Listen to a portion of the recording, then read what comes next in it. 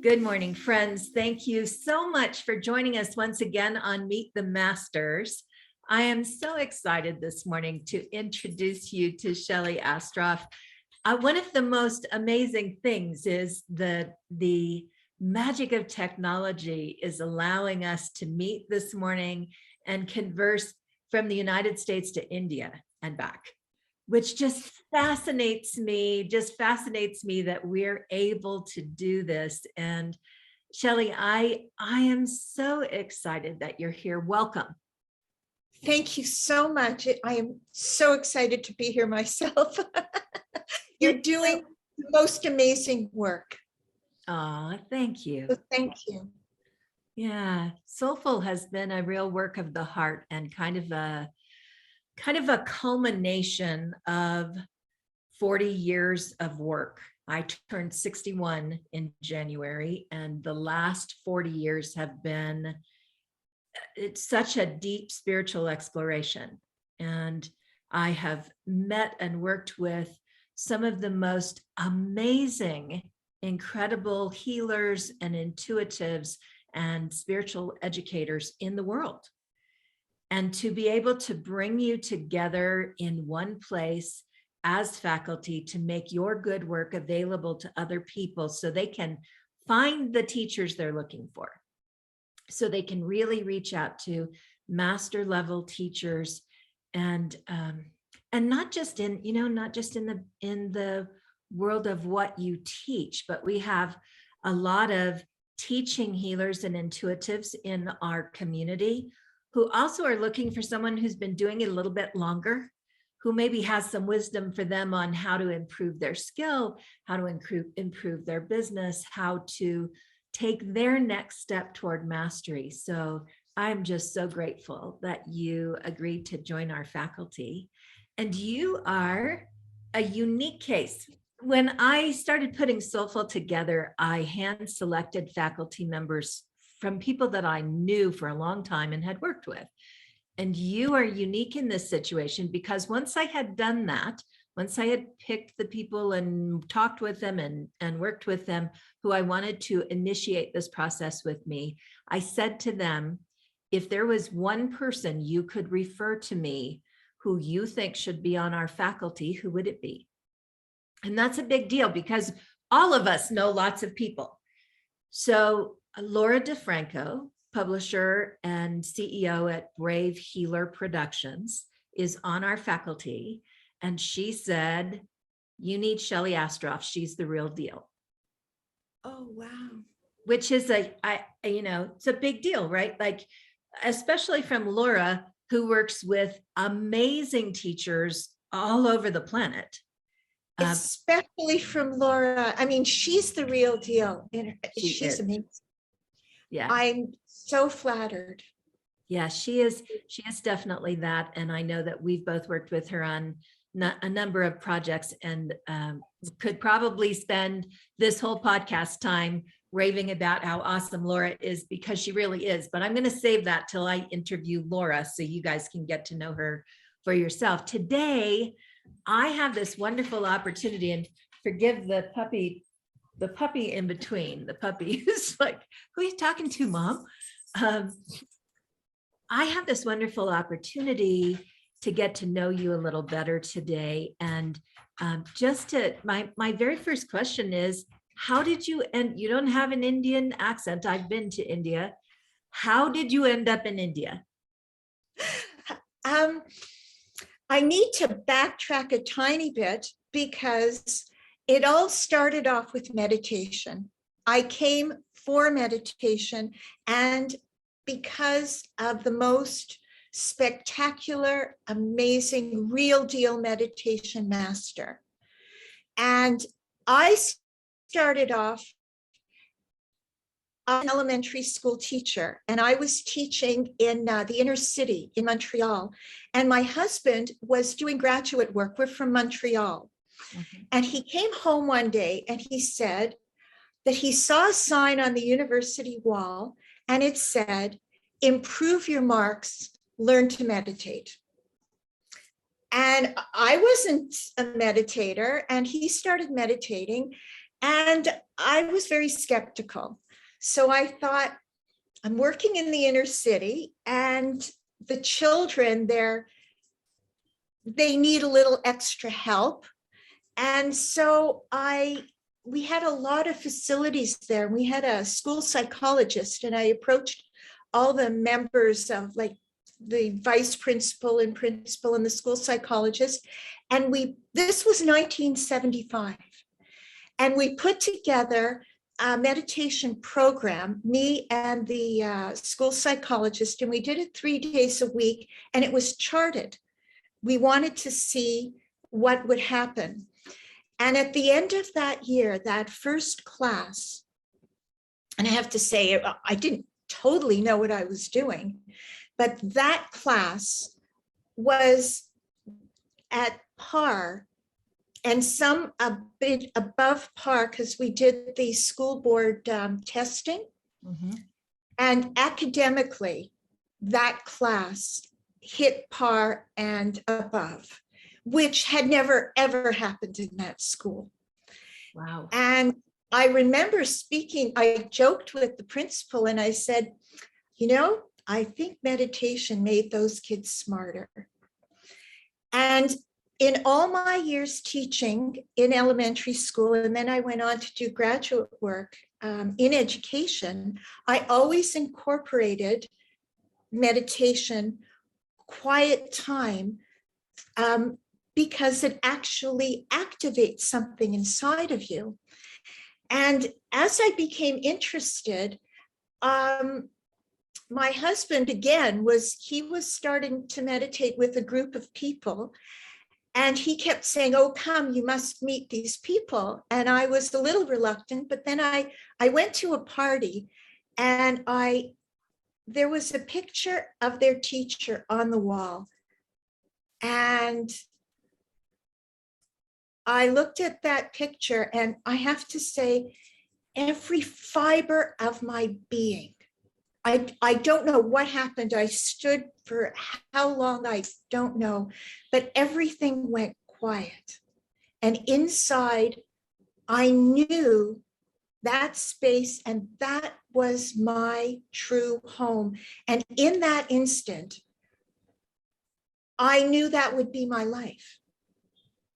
And it's, nobody tells you anything, nobody says anything, but inside, I just knew that was the purpose of my life, and that was what was going to happen. Yeah. And it did. And that's the amazing thing about finding your teacher, isn't it? The amazing thing about finding your teacher is that sometimes it's not a here thing, it's a here thing. Like, that's we right. just know this is it. This is where I need to be. It's again why for me Soulful is about helping people to find real teachers. So when they feel that feeling, they actually know, oh, I want to reach out to this person, and they can do so, and all that information is available to them. So I'm really interested in what you were doing before before meditation.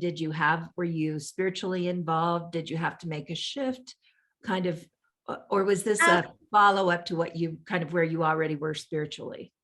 I have to say, I was not a seeker. Okay. I was somebody who was found. Very good. It found me because I was interested in my career. I was married. I was kind of like on track. We bought a home, we had a car, we started a family, and that was my world. And then I met in the space. I hadn't even met him in person. And then I started to correspond. I mean, it was a whole family thing, but I remember he would always say, you never give up anything. You only add meditation to your life, because who you are is fine. you just add meditation. So I was very much encouraged to continue graduate school. In fact, I remember we were having some financial difficulties, and I wrote a letter, because at that time there was no internet, it was just post and telegrams. And I wrote a letter and I said, I just felt it was better for me to stop doing the master's program in education, and really I should get a job. And I remember I resigned, and I got a telegram. I resigned on a Friday afternoon, and I received a telegram on Saturday morning. And the telegram said, "A perfectionist finishes the task only for knowing that he's perfect and no gain. Thus, continue studies and finish." And I went, uh-oh.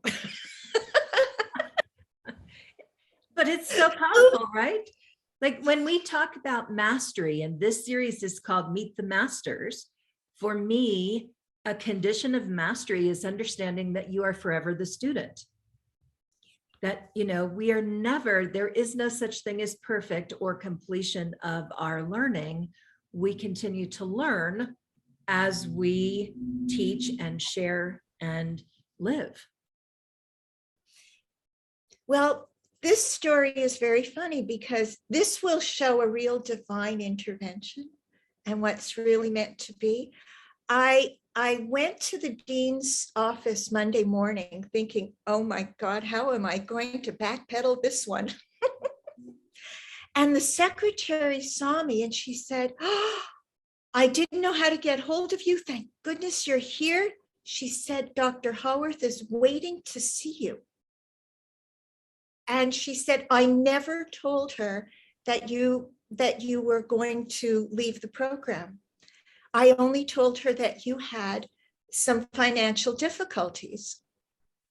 I walked in, and when I left, I had a research assistant, an RA job.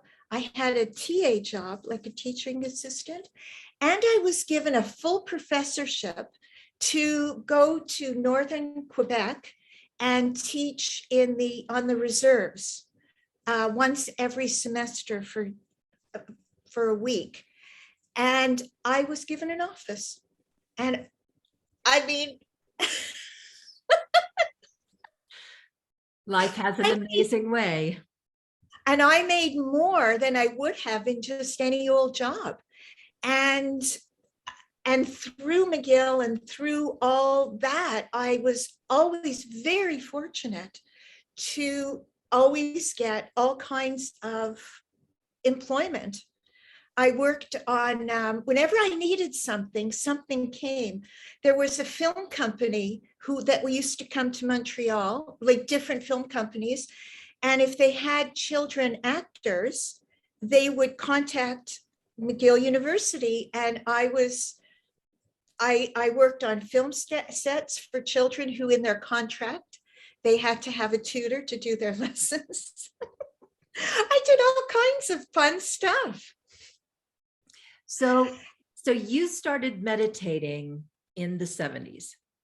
That's right. And at what point did you start teaching meditation?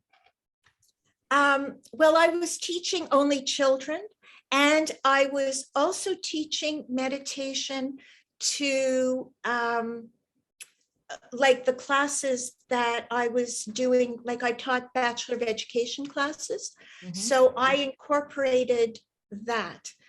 I incorporated meditation in those classes. But then we went to India as a family, and my son was 5 or 6, and I couldn't leave. It felt as if my breath was there, like I couldn't breathe, as if my whole life was linked to that. And I started to study, I learned Sanskrit and I started to study the ancient scriptures. And I teach the Bhagavad Gita. I teach many of those scriptures, Patanjali and Panchadashi and Veda work. My favorite is the Bhagavad Gita, I have to say. And then there's pranayam and mantra. But I immersed myself for many, many years just in the program. You could say I was baking, and like as if my whole life was baking. And there wasn't internet, and I would go back every year to see my family, but it wasn't like I might teach where I was, but mostly everybody was like me. They were developing masters.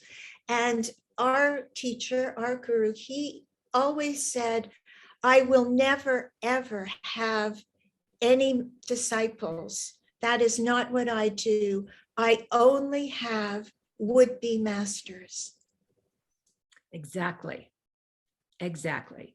And I think what you just said is so powerfully applicable to the people that are part of our soulful community, Yes. because the mindset here is mastery. And whether you are coming into this community as a seeker, and this is your first experience in this kind of environment, or you are a teacher, a healer, an intuitive with years of experience under your belt, what we have in common is a willingness to pursue excellence in what we do. Absolutely. Absolutely. And when he always directed me for study and for teaching. That was like, he always gave everybody the freedom to develop, but he would give suggestions. And so he passed in 2017, and he had always told me that I should write a curriculum, because I was a curriculum specialist for children. And I had done it a little bit here, a little bit there. You might say that it was, incubating for 40 years. But then I sat down, and I had all my notes, I had everything, and he gave it the name, the Knower Curriculum. And the knower is, in Sanskrit, they use the term Atma or Brahm, and it means that sense of self, but that sense of divinity that everyone holds within them. Mm-hmm. So he would translate that as the one inside you that knows. So he used the word knower. So he said, your book should be the Knower Curriculum. So I spent that time and I wrote that book, along with these stories that he would tell, these ancient stories. And they were all stories that develop different aspects of humanity, because what all human beings have in common is the fact that they have a mind, an intellect, and an ego that can know itself. And that's what separates humanity. And that's what's so amazing about human beings, because only human beings can know who they really are. That's pretty fascinating. Yes. And all of that, it's in the Gita, it's in the Vedas, all of that is said in so many different ways. And so when I went back to Montreal in this past fall, and a friend of mine set me up at a school, and I went and did a talk, and they told me I was just going to teach, introduce the book to some faculty members, and it was like an elementary school and high school, a private school. Mm-hmm. So I went, and I was taken on a tour of the school, and then we go to the assembly hall. And then I found out that there's like 150 people there, and it's the whole school, the staff, everything. And I went, okay, everything I prepared was, I couldn't do that. And it was amazing because I remember I just looked at everybody and I looked at the children and I just closed my eyes and I just connected. And I opened my eyes and I had the most amazing time. I just started with the story, and the whole staff and the children, you know, they were like 4 years old to 18. And they were all doing everything. We did mantra, we did meditation, we did some pranayam, and we had, it was an hour and a half, and we were to have 20 minutes for a Q&A, and we went on for well over an hour. And these little kids are asking these fantastic questions. And then they had me come back the next week, and I went into some of the teachers' classes to teach them the program, how to do that with the classes. So that was spectacular. That was a real highlight for me because I hadn't been in a classroom.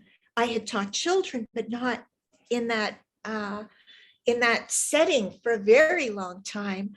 And mostly I'm teaching online, and I'm teaching Gita and meditation and Sanskrit. So that was a big thrill for me.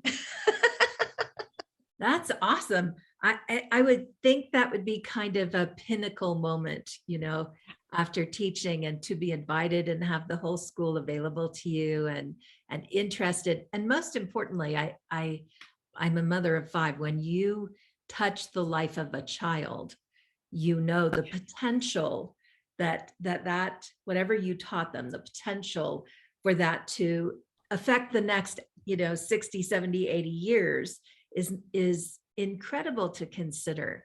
And I just, to be able to teach children to find their divine voice, to find the inner knowing, to find a moment of silence in a world that is incredibly noisy and active and stressful for them. I think our world is so much more stressful than it was when I was young. I agree. Yeah. So to give that tool to children is a powerful gift, and to help teachers and even parents. I mean, as I think about your book, I think, oh, if you learn this as a parent, you have the ability, or even a grandparent. My grandchildren respond to me differently than they respond to their parents. I can pretty much say, let's try anything, and they expect it to be fun, right? Yeah. So to learn how to meditate in, and also to find the words that you use with people of that age, I think is a tremendous opportunity. Yes, because meditation, it is the technique of closing your eyes and centering, and it's all of that. However, meditation by definition is all that which brings the human being to the state of enlightenment. That is what meditation from Patanjali, from Ashtanga Yoga, when you go from dharana, dhyan, and samadhi, the concentration, the meditation, which is that union, and then the samadhi is when you are that, when you're living that moment to moment, because we call it moment to moment, but what it is, in fact, it's out of time and space. We're living that eternity, and we call that divinity.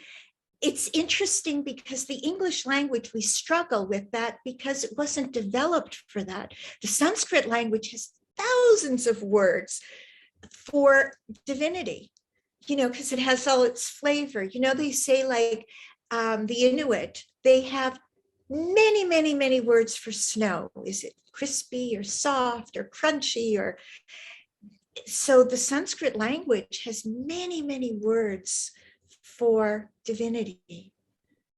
So we struggle, we call it God, but we think God is this, and their sense of God, or the meaning of Atma, is that sense of divinity that's within each. And the Jiv Atma, I love how the language works, because the Jiv means the individual Atma, the individual self, the individual knower.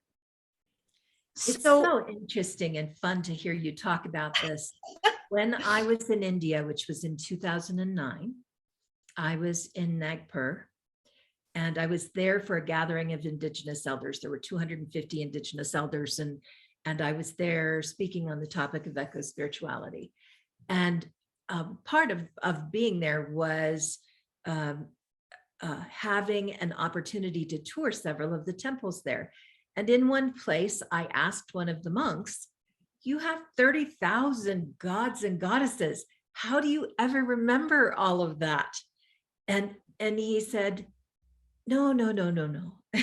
He said, "See that rock over there?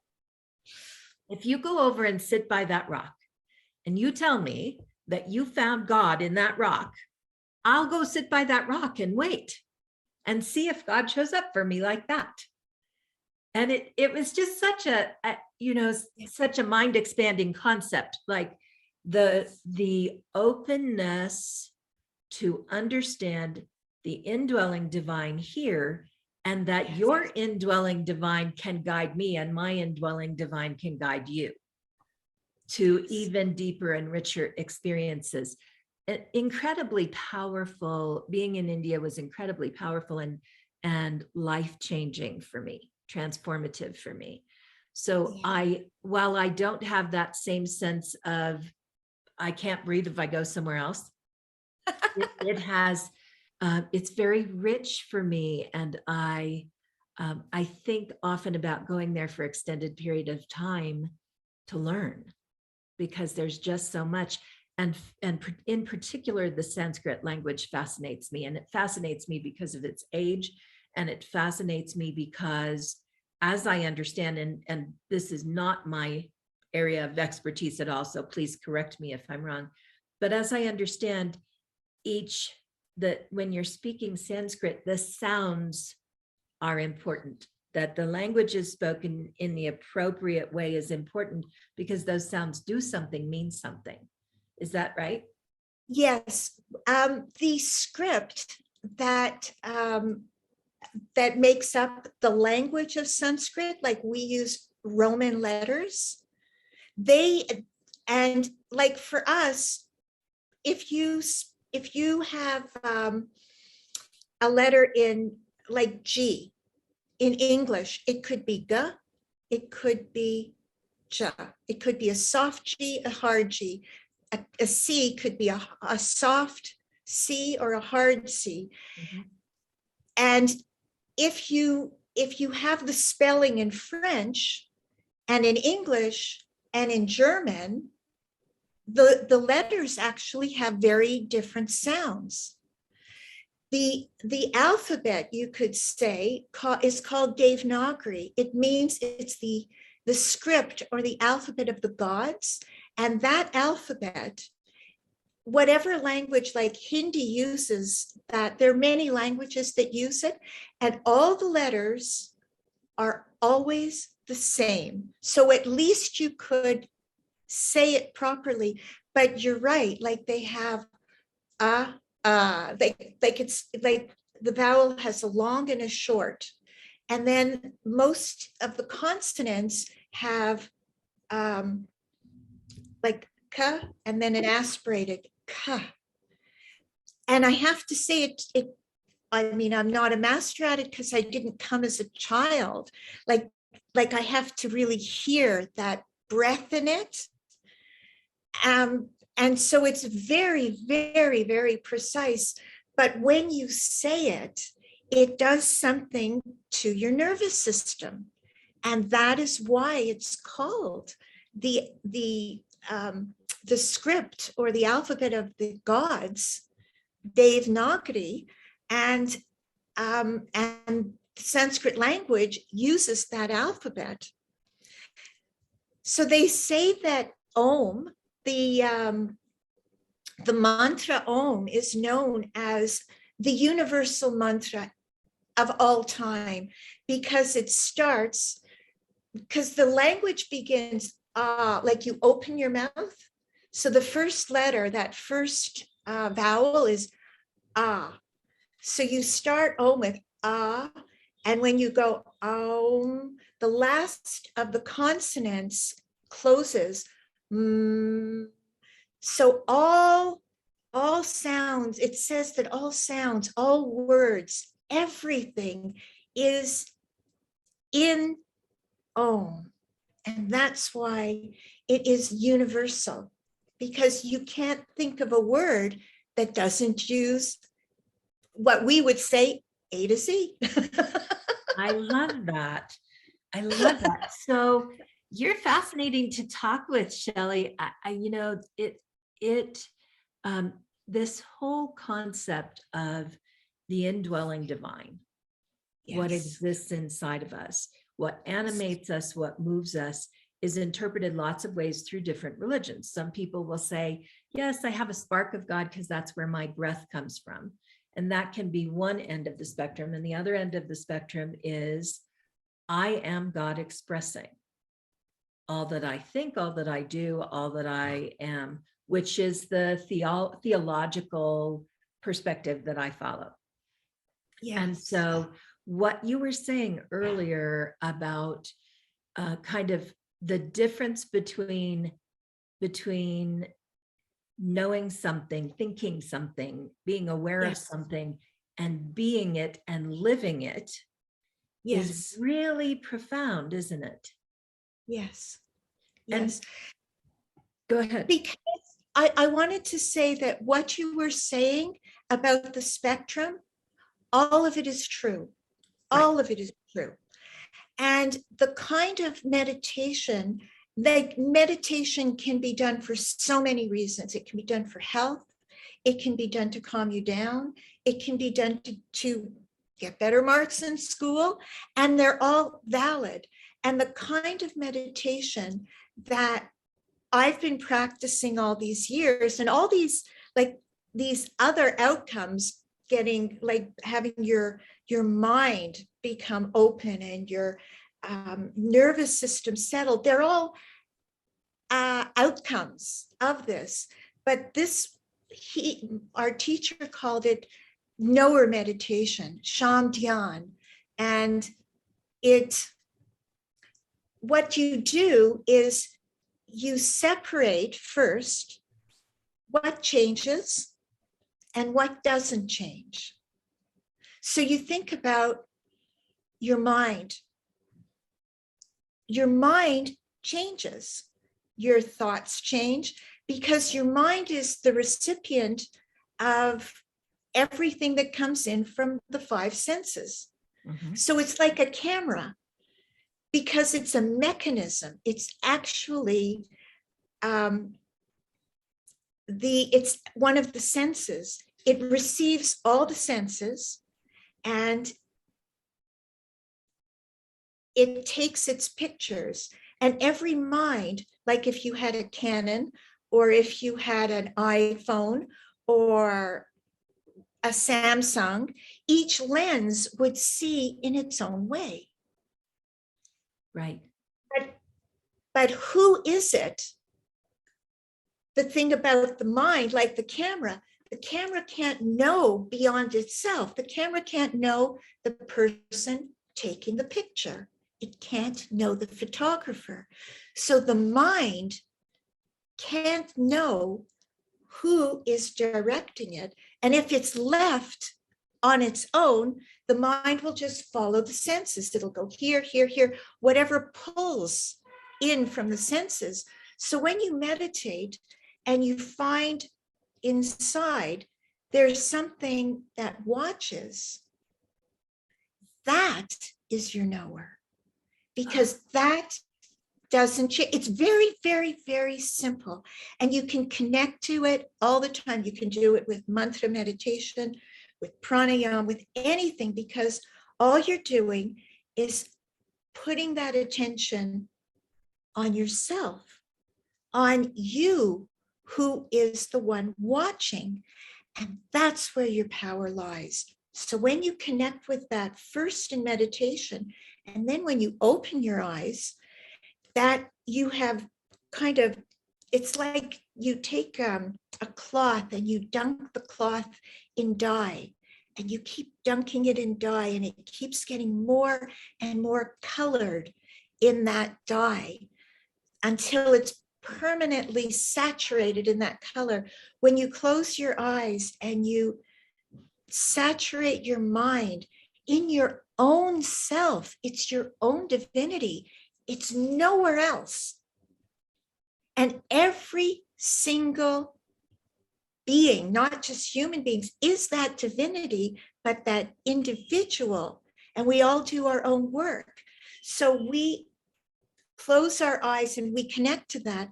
And then as you keep practicing, as your eyes and senses and everything is open, that connection never goes, because it's you.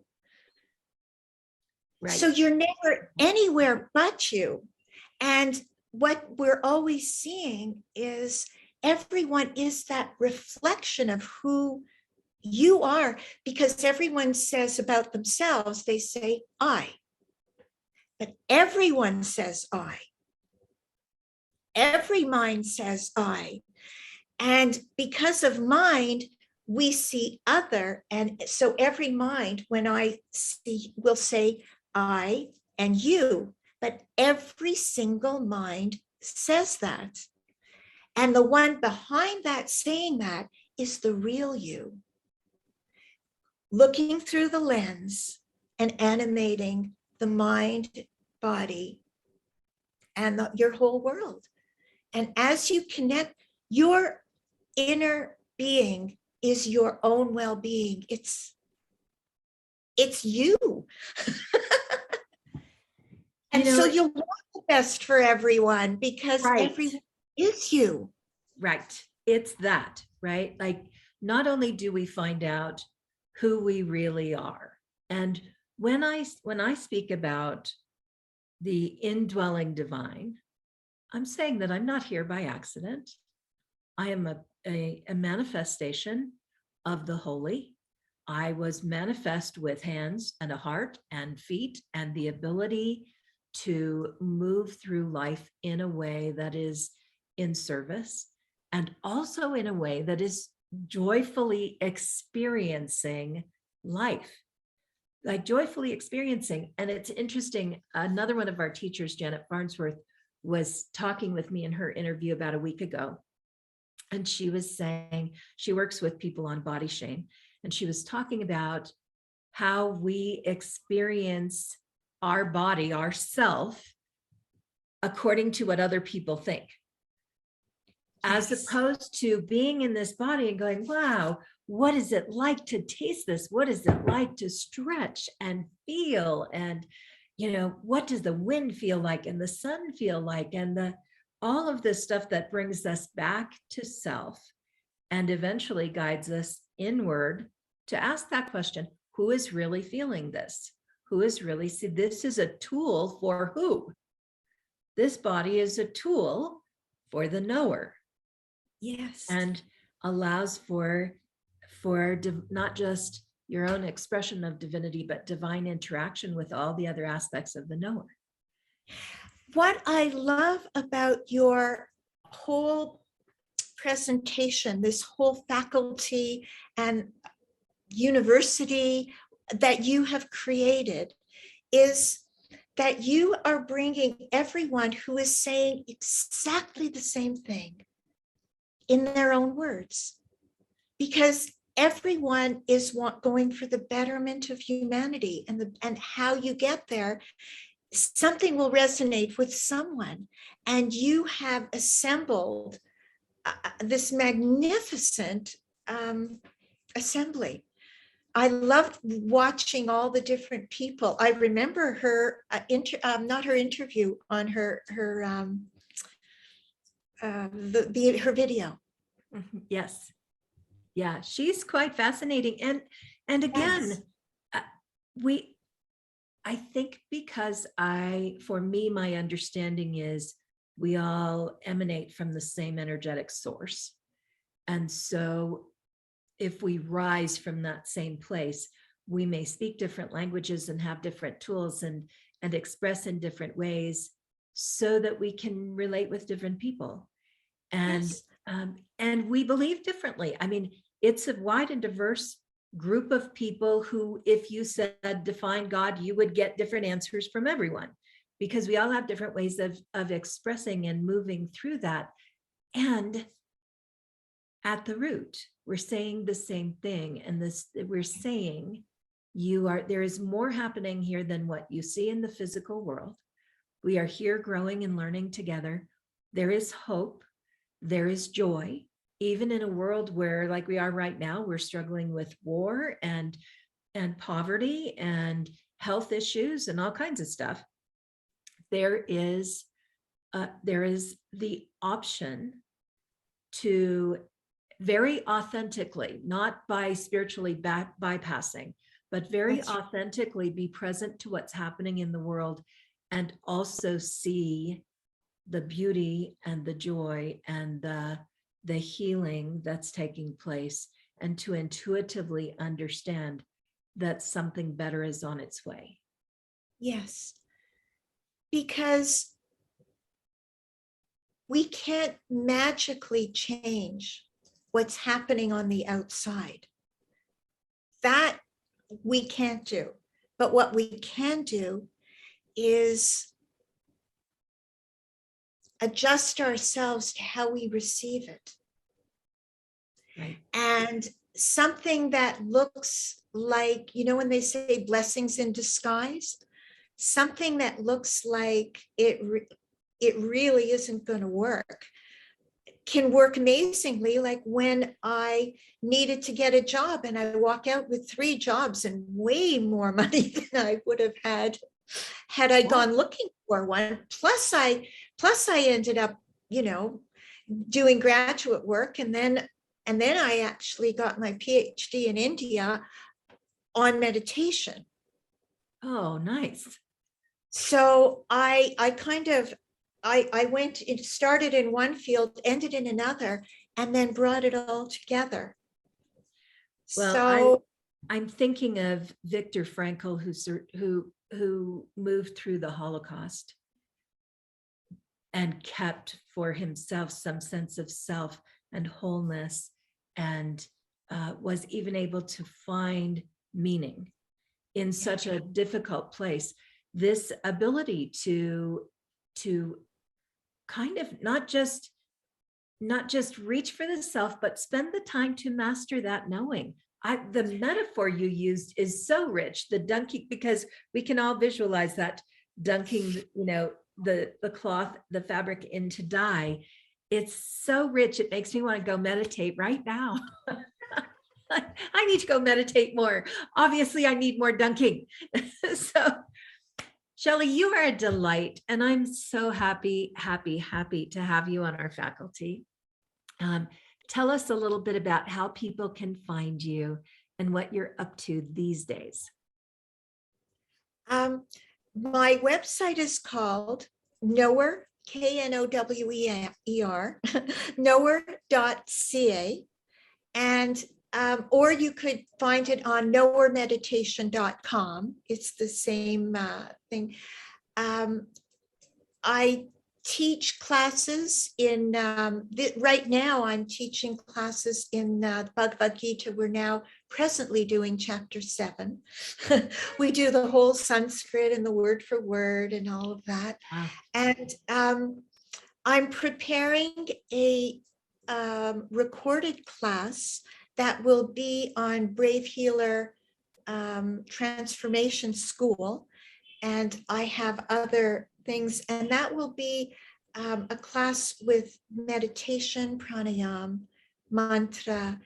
It will discuss a few aspects like what is Maya, what is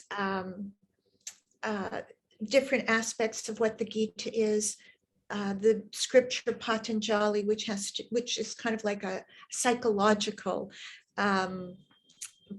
scripture. And so I'm preparing a class in that. I have a class on Skillshare, and it's called Knower Meditation on Facebook. And we have a group, Knower Meditation group. And every week I have on our YouTube channel a mini meditation, because I believe you can just spend a few moments if you just connect. I have these meditations for children on our website. They're 30 seconds. It's a little animation, and it says, close your eyes and put a smile on your face and watch as you breathe. You breathe in and you breathe out, and know that the one who's watching is your own self, the knower. That's so beautiful. Because you know, when you put a smile on your face, if you've ever noticed, your back goes straight. That's right. And all of a sudden, everything starts to look a little sharper, has, little sparkly. You can create this for yourself. Everyone has that power. You just have to give it a try. I love it. Thank you, my friend. Thank you for taking time from when I traveled from Colorado to India, I had to go halfway around the world. So we are literally halfway around the world from you right now. And here we are. And I know our time is different, and I know you have things going on, and I am so, so grateful to have you on the faculty, to have you here, and to spend this time with you. Friends, I will put Shelley's information in the notes below, but remember, she's part of our faculty. You can find Shelley and all of our amazing teachers at asoulfulworld.com. Just remember, SOULFULL, soulful. You can find us at asoulfulworld.com. There are already classes and other podcasts and information that you can gain from Shelley there. Can they find your book? Absolutely. It's on our website, but it's also on Amazon. Great. It's called The Knower Curriculum, and there's a children's coloring book, story book that goes with it called Timeless Tales. And Awesome. One is for children, one is for teachers. And we have an audio book of the stories that comes with a coloring book on our website. And I also do individual sessions with people, and I call them designer classes. If people have friends and they just want to do something specific for maybe 4 classes, I do that as well. Lovely. Lovely. Well, I'm going to go pick up that coloring book for my granddaughter right away. Oh. That's on my agenda when I get off here. And I'm going to talk to you again soon, Shelley. And you have fed and nourished my soul today. Thank you for doing that. Thank you for being part of what we're up to. Friends, we have more Meet the Masters coming up. We'll see you soon. Thank you so much.